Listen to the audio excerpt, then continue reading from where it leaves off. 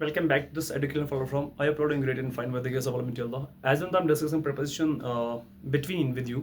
आज इसके लास्ट दो पॉइंट्स को डिस्कस करेंगे और इसके साथ ही इस वाले प्रिपरेशन को हम यहीं पे रैप अप करते हैं. ठीक है, मेरे साथ इस वीडियो में बिल्कुल एंड तक बने रही so that I will understand everything about this particular preposition. तो without further ado let's get started. यहाँ पे लिखा मैंने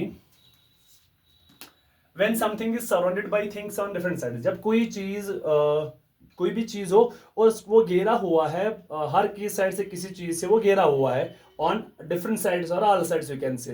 तो ठीक है, उस टाइम में हम बिटवीन का इस्तेमाल करते हैं. जैसे the house is hidden between mountains. तो दैट मीन जो घर है वो बेसिकली क्या है, it is surrounded by different sides. और किससे घेरा हुआ है? माउंटेन्स से घेरा हुआ है.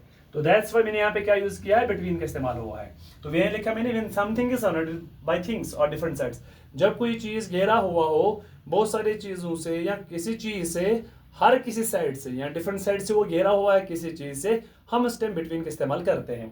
वही लिखा मैंने the house is hidden between mountains. तो ये जो घर है ये बेसिकली क्या है, इसको डिफरेंट साइड से जो सराउंड किया गया है, it has been surrounded by mountains on all sides. So that's why यहाँ पे मैंने बिटवीन का इस्तेमाल किया. अब एक नोट है, बिटवीन और एमंग. ठीक है, बिटवीन का इस्तेमाल कहाँ पे होता है और एमंग का इस्तेमाल कहाँ पे होता है. Between versus among. Between used for two person और थिंग्स.